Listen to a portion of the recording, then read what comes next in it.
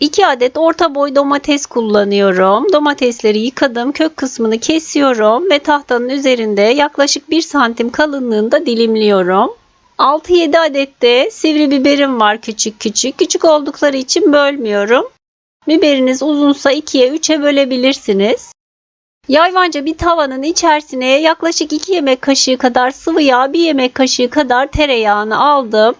Üzerine 1 adet rendelenmiş sarımsak ekliyorum. Birkaç saniye karıştırıyorum yağın içerisinde. Birer çay kaşığı kekik, toz biber ve tuz ekliyorum. Onu da karıştırıyorum 1-2 saniye kadar. Üzerine dilimlenmiş olan domates ve biberlerimi diziyorum. Orta ateşte biraz pişiriyorum. Maşayla çeviriyorum hem domatesi hem de biberleri. 1-2 dakikada bu şekilde pişirdikten sonra üzerine 3 adet yumurta kırıyorum orta kısmına. Ama siz kişi sayısına göre yumurta miktarını arttırabilirsiniz istiyorsanız. Daha sonra domateslerin üzerine birer dilim kaşar peyniri yerleştiriyorum ve tavanın kapağını kapatıyorum. Kısık ateşte yumurta pişip kaşarlar eriyene dek pişiriyorum. Bakın yumurtalarım pişti, kaşarlar eridi. Hiç soğutmadan sıcak sıcak servis etmek istiyorum. Yumurtanın üzerine az bir miktarda karabiber serptim. Enfes kahvaltılığım hazır. Sıcak sıcak servis ediyorum.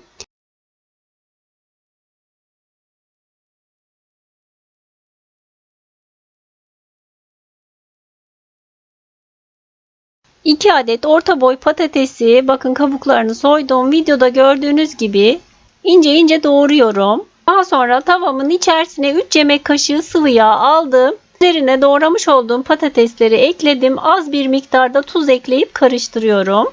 Tavanın kapağını kapatıyorum ve kısık ateşte yaklaşık 8-10 dakika kadar ara karıştırarak patatesler yumuşayana dek pişiriyorum. Patateslerim pişerken üzerinin yumurtalı sosunu hazırlamak istiyorum. Karıştırma kabının içerisine 3 adet yumurtayı aldım. Üzerine 1 çay bardağı süt ekliyorum. Yarım çay bardağı sıvı yağ, az bir miktarda tuz ekliyorum patatese de eklediğim için. Biraz da karabiber ekleyip çırpıcı ile biraz karıştırıyorum. Daha sonra 1 çay bardağı un ekleyip üzerine 1 tatlı kaşığı kabartma tozu ekliyorum ve çırpıcı ile pürüzsüz bir kıvam alana dek iyice karıştırıyorum. Bu sırada patateslerim pişti. Tavanın üzerinde düzeltiyorum ve hazırlamış olduğum harcı patateslerin üzerine döküyorum. Tavanın kapağını kapatıyorum. Kısık ateşte pişiriyorum omletimi. Daha sonra tavaya yaklaşık 1 yemek kaşığı kadar sıvı yağ ekliyorum tekrar. Yaklaşık bir 8-10 dakika kadar kısık ateşte pişmiş olan omletimi balık tavasının kapağı ile kolayca çeviriyorum. Ve üzerine çevirmiş olduğum omleti tekrar alıyorum. Tekrar kapağını kapatıp kısık ateşte diğer yüzünü de pişiriyorum. Yaklaşık bir 8-10 dakika kadar da diğer tarafını pişirdim. Sıcak sıcak servis tabağına alıyorum. Üzerine kıyılmış maydanoz serpiştirdim. Dilim dilim keserek servis ediyorum. Çok pratik ve çok lezzetli bir kahvaltılık oluyor.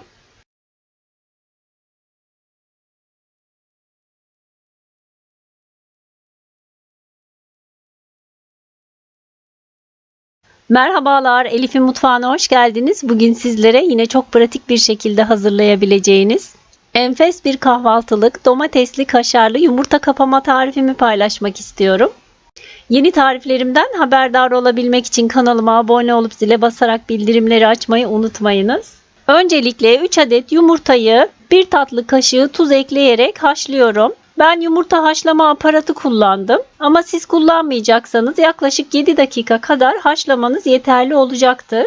Yumurtam haşlanırken diğer malzemelerimi hazırlıyorum. Tavaya 2 yemek kaşığı kadar sıvı yağ, 1 yemek kaşığı kadar tereyağı aldım. Eritiyorum. Ve üzerine 1 adet kırmızı kapya biber ve 3-4 adet sivri biberi küçük küçük doğradım. Tavamın içerisine ekliyorum. 1-2 dakika kadar kavuruyorum. Daha sonra üzerine 1 adet orta boy domatesi ince ince dilimledim. Biberlerin üzerine yerleştiriyorum. Üzerine biraz tuz, Biraz toz kırmızı biber, biraz da kekik serpiyorum.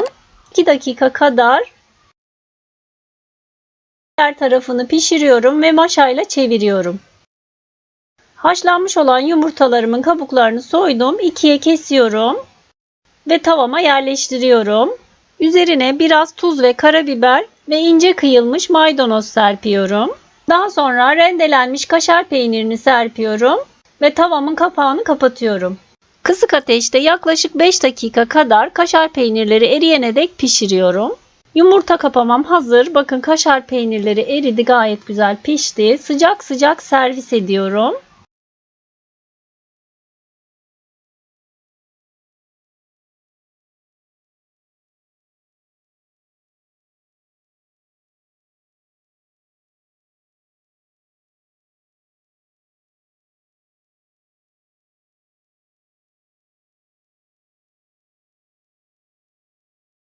Karıştırma kabının içerisine 2 adet yumurtayı aldım. Üzerine 50 gram kadar ezilmiş beyaz peyniri ekliyorum. 50 gram kadar rendelenmiş kaşar peyniri, 1 su bardağı süt, birkaç dal ince kıyılmış maydanoz, yeteri kadar tuz ve pul biber. Tuz fazla eklemeyin, peynir eklediğimiz için tuzlu olabilir. Peynirleri ezerek karıştırıyorum biraz. Sonra 3,5 su bardağı un ekleyeceğim ama unu azar azar ekliyorum. Üzerine 1 paket kabartma tozu ekleyip spatula ile karıştırıyorum.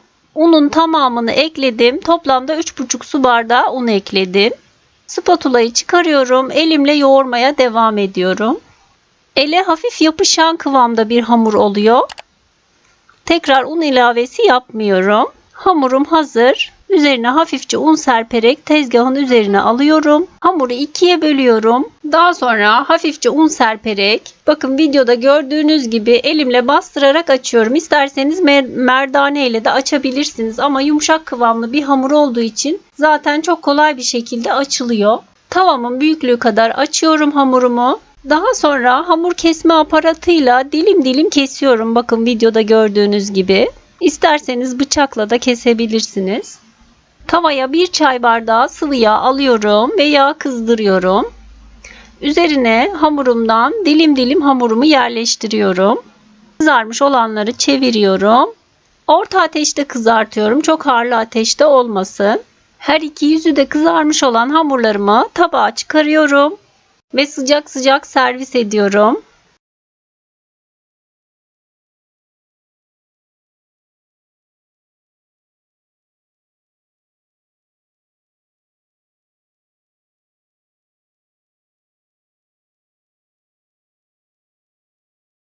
Dört adet yumurtayı karıştırma kabının içerisine aldım.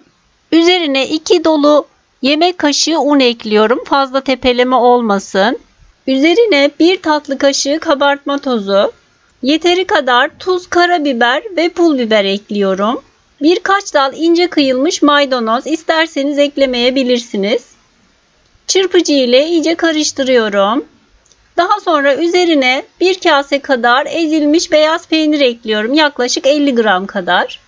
2 adet orta boy patatesi rendenin büyük tarafı ile rendeledim. Onu da içine ekledim. Üzerine 1 adet ince kıyılmış kuru soğan ekliyorum. 1 adet kırmızı kapya biber yine ince ince doğradım. Tüm malzememi iyice karıştırıyorum. Tavaya yaklaşık 1 yemek kaşığı kadar yağ aldım. Fırçayla her tarafını yağladım ve üzerine harcımı döküyorum. Ocağın altını da yaktım bu arada. Üzerini düzeltiyorum. Ben üzerine çörek otu serpmek istedim. Susam da serpebilirsiniz. Daha sonra tavamın kapağını kapatıyorum. Kısık ateşte yaklaşık 20-25 dakika kadar pişiriyorum. Yaklaşık 20 dakika kadar kısık ateşte pişirdim. Üzeri dondu gördüğünüz gibi. Yaklaşık 1 yemek kaşığı kadar sıvı yağı yine fırçayla üzerine sürüyorum. Balık tavasının kapağıyla kolayca çeviriyorum. Altını da tavanın tekrar yağlıyorum. Omletimi üzerine alıyorum. Tekrar kapağını kapatıyorum. Bir 10 dakikada bu şekilde yine kısık ateşte diğer tarafı kızarsın diye pişiriyorum. Bakın omletim artık hazır. Sıcak sıcak servis ediyorum.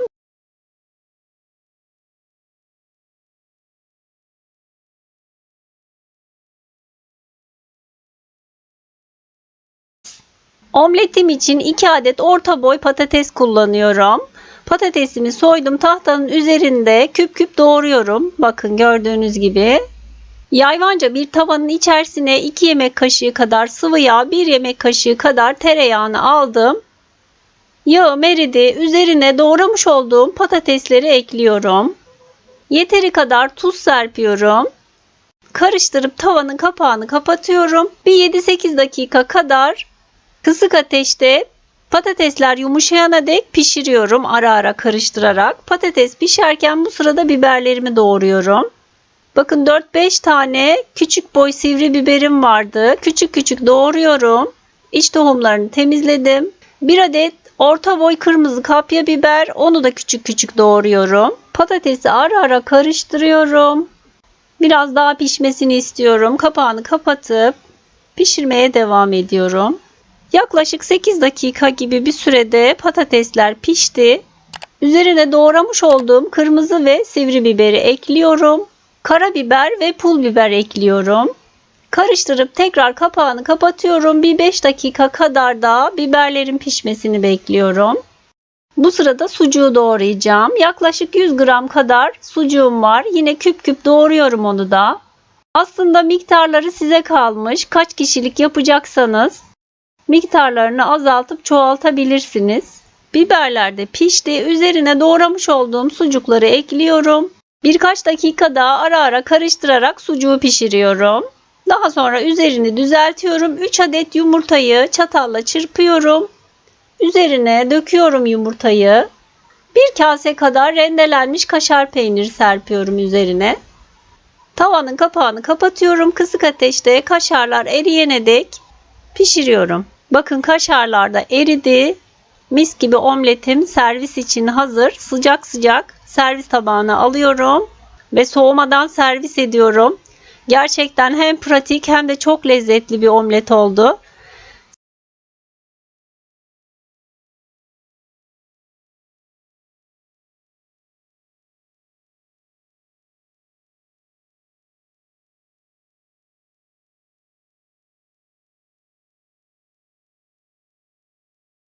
Omletim için 1 adet orta boy patatesi soydum. Bakın gördüğünüz gibi rastgele ince ince doğruyorum. Tüm patatesimi doğradım, hazırladım. Tavanın içerisine yaklaşık 1 yemek kaşığı kadar sıvı yağ, 1 yemek kaşığı kadar tereyağını erittim. Üzerine doğramış olduğum patatesi ekliyorum. Az bir miktarda tuz ve karabiber ekliyorum. Karıştırıp tavanın kapağını kapatıyorum. Kısık ateşte patatesimi pişmeye bırakıyorum. Ara ara karıştıracağım.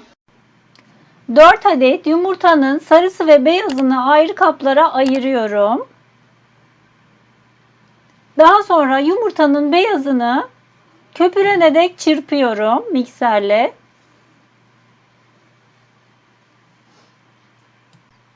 4 adet yumurta sarısının üzerine 1 yemek kaşığı un ekliyorum. Az bir miktarda tuz ve karabiber ekleyip çırpıcı ile karıştırıyorum.